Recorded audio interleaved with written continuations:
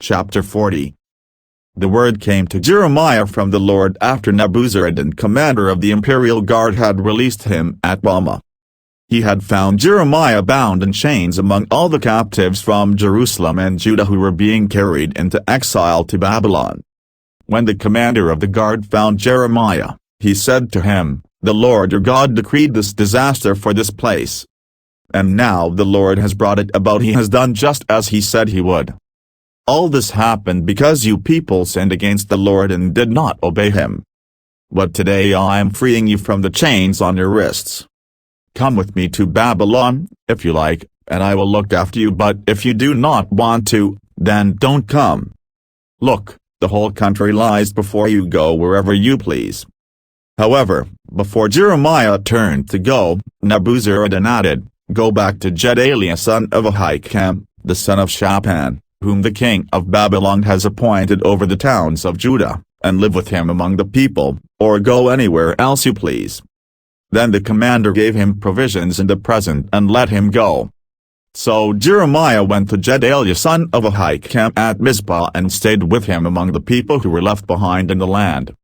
When all the army officers and their men who were still in the open country heard that the king of Babylon had appointed Gedaliah son of Ahikam as governor over the land and had put him in charge of the men, women and children who were the poorest in the land and who had not been carried into exile to Babylon, they came to Gedaliah at Mizpah, Ishmael son of Nethaniah, Johanan and Jonathan the sons of Kareah, Seraiah son of Tanhumeth, the sons of Aphi the Netophathite, and Jaazaniah the son of the Makathite, and their men.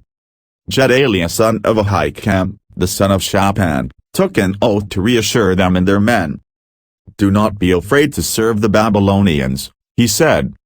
"Settle down in the land and serve the king of Babylon, and it will go well with you.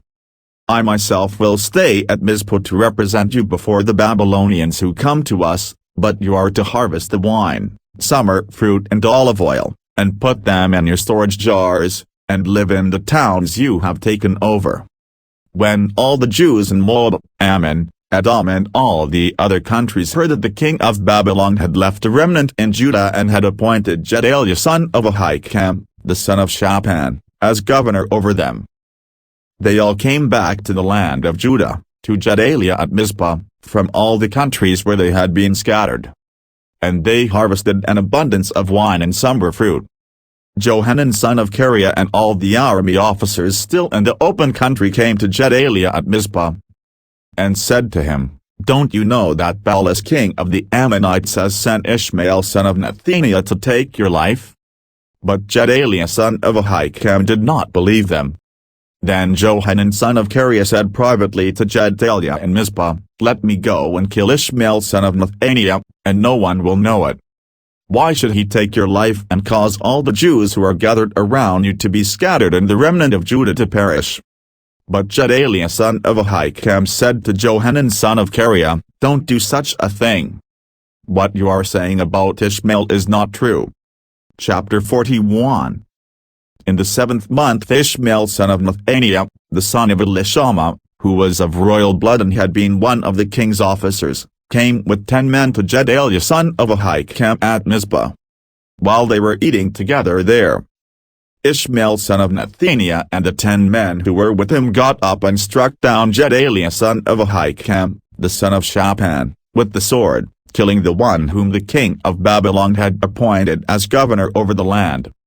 Ishmael also killed all the men of Judah who were with Gedaliah at Mizpah, as well as the Babylonian soldiers who were there. The day after Gedaliah's assassination, before anyone knew about it, 80 men who had shaved off their beards, torn their clothes and cut themselves came from Shechem, Shiloh and Samaria, bringing grain offerings and incense with them to the house of the Lord. Ishmael son of Nethaniah went out from Mizpah to meet them, weeping as he went. When he met them, he said, "Come to Gedaliah son of Ahikam." When they went unto the city, Ishmael son of Nethaniah and the men who were with him slaughtered them and threw them into a cistern. But 10 of them said to Ishmael, "Don't kill us. We have wheat and barley, olive oil and honey, hidden in a field." So he let them alone and did not kill them with the others. Now the cistern where he threw all the bodies of the men he had killed along with Gedaliah was the one King Asa had made as part of his defense against Baasha king of Israel. Ishmael son of Nethaniah filled it with the dead. Ishmael made captives of all the rest of the people who were in Mizpah, the king's daughters, along with all the others who were left there, over whom Nebuzaradan commander of the imperial guard had appointed Gedaliah son of Ahikam. Ishmael son of Nethaniah took them captive and set out to cross over to the Ammonites. When Johanan son of Kareah and all the army officers who were with him heard about all the crimes Ishmael son of Nethaniah had committed, they took all their men and went to fight Ishmael son of Nethaniah. They caught up with him near the great pool in Gibeon. When all the people Ishmael had with him saw Johanan son of Kareah and the army officers who were with him, they were glad. All the people Ishmael had taken captive at Mizpah turned and went over to Johanan son of Kareah. But Ishmael son of Nethaniah and 8 of his men escaped from Johanan and fled to the Ammonites.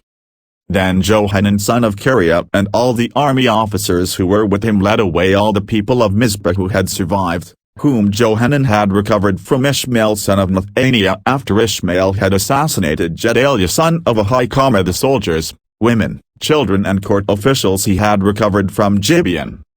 And they went on, stopping at Sherathim near Bethlehem on their way to Egypt, to escape the Babylonians. They were afraid of them because Ishmael son of Nethaniah had killed Gedaliah son of Ahikam, whom the king of Babylon had appointed as governor over the land. Chapter 42. Then all the army officers, including Johanan son of Kareah and Jezaniah son of Hashaiah, and all the people from the least to the greatest approached Jeremiah the prophet and said to him, Please hear our petition and pray to the Lord your God for this entire remnant. For as you now see, though we were once many, now only a few are left. Pray that the Lord your God will tell us where we should go and what we should do. I have heard you, replied Jeremiah the prophet. I will certainly pray to the Lord your God as you have requested. I will tell you everything the Lord says and will keep nothing back from you. Then they said to Jeremiah, May the Lord be a true and faithful witness against us if we do not act in accordance with everything the Lord your God sends you to tell us.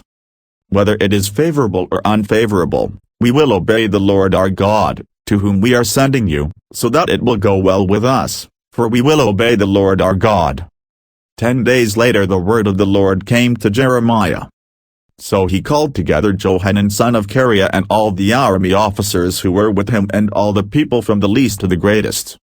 He said to them, This is what the Lord, the God of Israel, to whom you sent me to present your petition, says. If you stay in this land, I will build you up and not tear you down. I will plant you and not uproot you, for I have relented concerning the disaster I have inflicted on you. Do not be afraid of the king of Babylon, whom you now fear. Do not be afraid of him, declares the Lord, for I am with you and will save you and deliver you from his hands. I will show you compassion so that he will have compassion on you and restore you to your land. However, if you say, we will not stay in this land, and so disobey the Lord your God. And if you say, no, we will go and live in Egypt, where we will not see war or hear the trumpet or be hungry for bread. Then hear the word of the Lord, you remnant of Judah. This is what the Lord Almighty, the God of Israel, says, if you are determined to go to Egypt and you do go to settle there, then the sword you fear will overtake you there, and the famine you dread will follow you into Egypt, and there you will die. Indeed, all who are determined to go to Egypt to settle there will die by the sword, famine and plague. Not one of them will survive or escape the disaster I will bring on them. This is what the Lord Almighty, the God of Israel, says, as my anger and wrath have been poured out on those who lived in Jerusalem, so will my wrath be poured out on you when you go to Egypt. You will be a curse and an object of horror, a curse and an object of reproach. You will never see this place again. Remnant of Judah, the Lord has told you, do not go to Egypt. Be sure of this, I warn you today, that you made a fatal mistake when you sent me to the Lord your God and said, Pray to the Lord our God for us. Tell us everything he says and we will do it. I have told you today, but you still have not obeyed the Lord your God and all he sent me to tell you. So now, be sure of this, you will die by the sword, famine and plague in the place where you want to go to settle. Chapter 43. When Jeremiah had finished telling the people all the words of the Lord their God, everything the Lord had sent him to tell Amon, Azariah son of Hoshaiah and Johanan son of Kareah and all the arrogant men said to Jeremiah, "You are lying. The Lord our God has not sent you to say, you must not go to Egypt to settle there. But Baruch son of Neriah is inciting you against us to hand us over to the Babylonians, so they may kill us or carry us into exile to Babylon." So Johanan son of Kareah and all the army officers and all the people disobeyed the Lord's command to stay in the land of Judah. Instead, Johanan son of Kareah and all the army officers led away all the remnant of Judah who had come back to live in the land of Judah from all the nations where they had been scattered. They also led away all those whom Nebuzaradan, commander of the imperial guard, had left with Gedaliah son of Ahikam, the son of Shaphan, the men, the women, the children and the king's daughters. And they took Jeremiah the prophet and Baruch son of Neriah along with them. So they entered Egypt in disobedience to the Lord and went as far as Tahpanhes. In Tahpanhes the word of the Lord came to Jeremiah.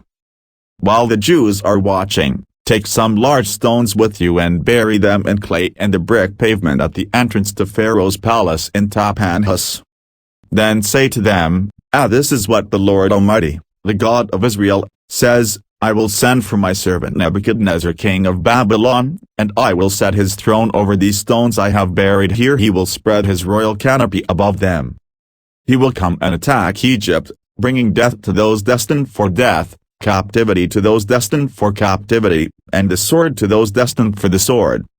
He will set fire to the temples of the gods of Egypt. He will burn their temples and take their gods captive. As a shepherd pricks his garment clean of lice, so he will pick Egypt clean and apart. There in the temple of the sun in Egypt he will demolish the sacred pillars and will burn down the temples of the gods of Egypt.